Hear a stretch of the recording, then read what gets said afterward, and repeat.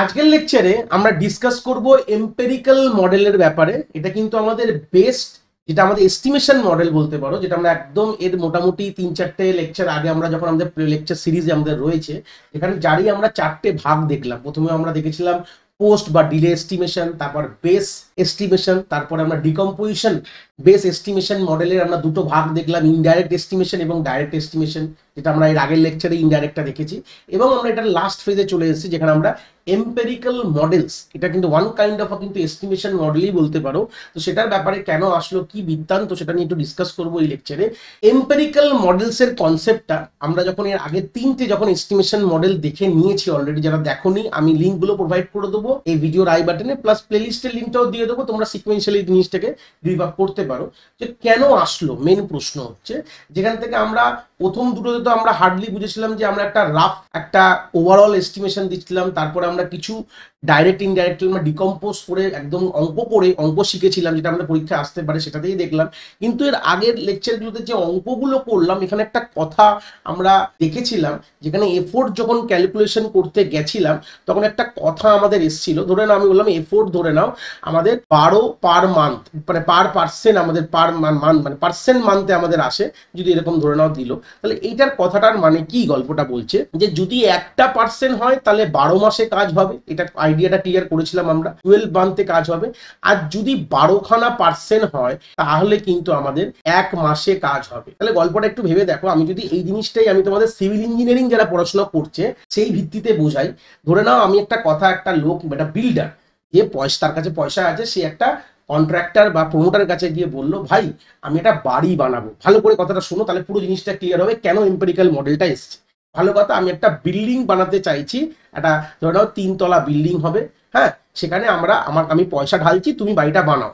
তো গল্পটা বললো যে আমাদের 12 মাস কাজ লাগবে, 12 মাসের মানে কাজ হবে, বা বললো 12% মানে আমার পয়সা রয়েছে, 12% মান্থের এফোর্ট আমাদের বললো যে আমাদের লাগতে পারে। তো সেই সূত্রে তাহলে লোকটা বললো যে ভাই ঠিক আছে, তাহলে আমি একটা কাজ করছি, তুমি 12খানা মানুষকে নিয়ে নাও, 1 মাসে আমার বিল্ডিংটা দাঁড় করিয়ে দাও। যদি এই প্রশ্নটা সে বলতো আমার কাছে খুব ইমিডিয়েটলি করতে হবে, তাহলে কি পসিবল হয়? একটা বেয়ার মিনিমাম তৈরি করতে তো সময় লাগে।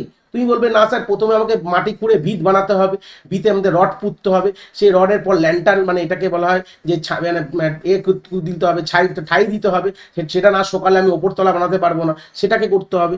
এইভাবেই তো একটা নর্মাল বিল্ডিং তৈরি হয়। যে আমরা তো বলে দিতে পারি যে 1 মাসে একটা বিল্ডিং কখনই হয় না। মোটামুটি পিলার বসবে, পিলারটা শোকাবে, তার উপরে আমরা ভিত বসবো, মানে আমাদের উপরে আমাদের বসবে, আমাদের গ্রাউন্ড বসবে, তার উপরে আমাদের আবার পিলার দেবো, আবার তার উপরে আমাদের ঠাই বসবে। এইভাবেই তো আমাদের একটা বিল্ডিং তৈরি হয়। তারপর আমরা এর কাজ করবো, ওয়্যারিং এর কাজ করবো, প্লাম্বিং এর কাজ করবো, তারপর আমরা রং করবো, আমরা সিমেন্ট পুট্টি দিয়ে এইসব করেই আমাদের একটা বিল্ডিং তৈরি হয়। তাই একটা বেয়ার মিনিমাম তো সময় লাগবেই। তুমি 12% কেন 100% দিলেও কিন্তু কোনোভাবে 1 মাসে মালটা তুমি তৈরি করতে পারবো না। তো এটাই বললো যে আমরা যে অলরেডি করছিলাম এলওসি দিয়ে, আমরা এফপি দিয়ে যে কনসেপ্টটা করছিলাম, সেটা কিন্তু আমাদের এস্টিমেশনটা খুব একটা ঠিকঠাক কিন্তু আমাদের আসছিল না, মানে প্রেডিকশনটা ঠিকঠাক হচ্ছিল না।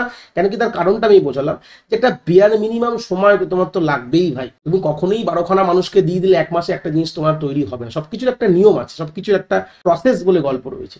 তো এটাকে আরো রিফাইন করতে গিয়ে, মানে দেখো আমরা আলটিমেটলি কিন্তু এস্টিমেশন মডেল পড়ছি, সেখানে সবথেকে আমরা এস্টিমেট করছি, যে সময় কস্ট এস্টিমেট করছি। আমরা ওখান থেকে যে সময়টা দিচ্ছিলাম, হয়তো সেই সময় কিন্তু আমরা প্রজেক্টের ডেডলাইন আমরা মিট করতে পারছিলাম না, আমাদের আরো সময় লেগে যাচ্ছিল। এটা কিন্তু ওয়ান কাইন্ড অফ আমাদের ডিসঅ্যাডভান্টেজ বলতে পারো, আমাদের ইমপ্রেশন খারাপ হয়ে যাচ্ছে ক্লায়েন্টের কাছে।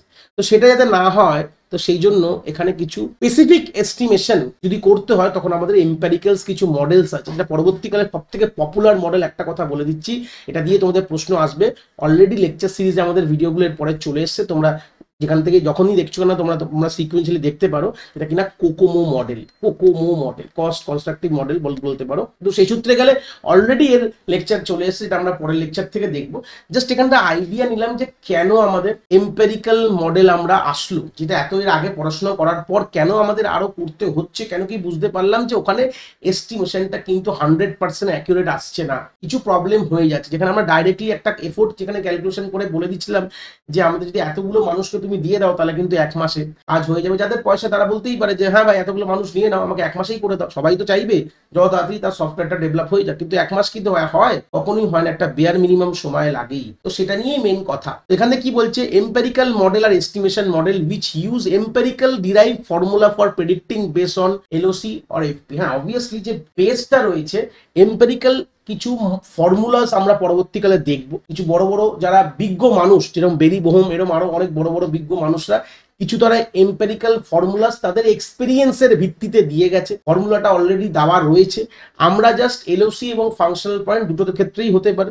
তো আমি এর পরের লেকচার অনওয়ার্ডস এলওসি রেসপেক্টেই আসে, যে প্রশ্নগুলো তোমাদের আসে এলওসি দিয়েই আসে, যেখানে তোমরা যদি একটা এলওসি কে তোমরা যদি রাফলি বলতে পারো, যে এস্টিমেট করতে পারো যে এতটা অ্যামাউন্ট অফ কোড লিখতে হতে পারে এই সফটওয়্যারটা ডেভেলপ করার জন্য, তাহলে তুমি কিন্তু আলটিমেটলি তোমার সময় এবং তোমার কস্ট তুমি কিন্তু পেয়ে যাবে। এটা অলরেডি কিন্তু যেসব এম্পেরিক্যাল ফর্মুলাস আগে দেখবো সেটা দিয়ে আমরা বার করতে পারবো। এটা কিন্তু আরো এফেক্টিভ ওয়ে, মানে আরো রাইট এস্টিমেশন বলতে পারো বা অ্যাকুরেট এস্টিমেশন কিন্তু তুমি এখান থেকে এই এম্পেরিক্যাল মডেলস এর সাহায্যে কিন্তু আমরা পাই বলি আজকেকার দিনে আমরা কোকোমো মডেলকে এখন সব থেকে ফেমাস মডেল কিন্তু বলতে পারো, যেটা কিন্তু আমরা এখনকার দিনে সব ইন্ডাস্ট্রি ব্যবহার করতে। তলায় পয়েন্টে লেখাই হয়েছে out of all COCOMO model is the most versatile and universally accepted. এর জন্যই তোমাদের সিলেবাস যে কোনো ইউনিভার্সিটি থেকে বিলং করো না কেন, যাদের সফটওয়্যার ইঞ্জিনিয়ারিং পড়ছো, কোকোমো মডেল তোমাদের থাকবেই। আর কোকোমো মডেল যদি না পড়াশোনা করে তোমরা সফটওয়্যার ইঞ্জিনিয়ারিং কমপ্লিট করো, ভাববে অর্ধ আমরা জ্ঞান কিন্তু এখান থেকে অকভার করেছি।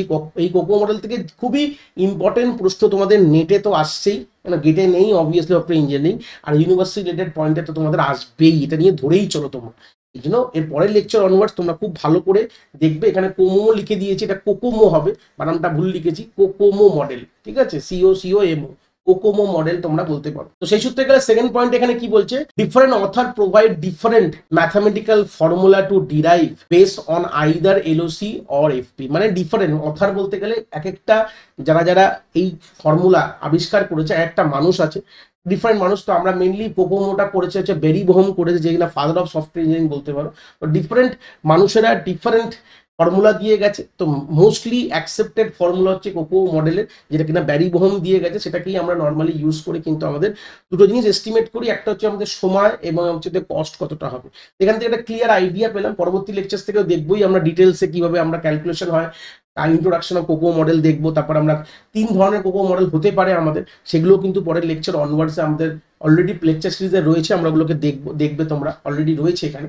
তো সেই সূত্রে দাঁড়িয়ে এখান থেকে একটা আইডিয়া কি পেয়ে গেলাম, যেটা বেসিক আইডিয়া আমরা এখান থেকে পেয়ে যাচ্ছি যে এম্পেরিক্যাল মডেলস হচ্ছে আমাদের আলটিমেটলি কেন এসছে অ্যাকুরেট এস্টিমেশনের জন্য, যেটা কিন্তু আগের মডেল ডিকম্পোজিশন বেস মডেলে কিন্তু সেটা কিন্তু আমাদের হচ্ছিল না। সেটা আমরা ডাইরেক্ট বলো কি ইনডাইরেক্ট বলো, যেখানে যে এস্টিমেশনটা করছিলাম এটা কিন্তু সময় এবং পয়সা দুটোতেই কিন্তু, দেখো আমরা যদি সময়টা না বার করতে পারি কত সময় লাগবে, তাহলে আমরা পয়সাও বার করতে পারছি না। দুটো দিকেই কিন্তু আমাদের অসুবিধা হয়ে যাচ্ছিল যদি আমরা এর আগের মডেলগুলোকে ব্যবহার করে এস্টিমেশন করতাম। কিন্তু এম্পেরিক্যাল মডেল চলে আসার পর কিন্তু আমরা অ্যাপ্রোপ্রিয়েট এবং আমরা অ্যাকিউরেট আমাদের এস্টিমেশন করতে পারি। এটা সবই ওরা ওদের মানে রিসার্চে, মানে ওরা এত বছর যে কাজ করেছে, বেরি বোম বা আদার্স যারা সফটওয়্যার ইঞ্জিনিয়ারিং স্পেশালিস্ট যারা রয়েছে, তারা এত বছর ইন্ডাস্ট্রিতে কাজ করে তারা একটা ফর্মুলা আমাদের দিয়ে গেছে। সেই ফর্মুলার মধ্যে জাস্ট আমরা ভ্যালু পুট করে কিন্তু জাস্ট আমরা আমাদের এই সময় এবং আমাদের কস্ট আমরা কিন্তু বার করতে পারবো। তো এই ছিল basic idea about empirical models. পরের লেকচারে আমরা কোকোমো মডেলস এর ব্যাপারে দেখবো। আশা করি কনসেপ্টটা তোমরা এখান থেকে খুব ভালো করে বুঝতে পেরেছো।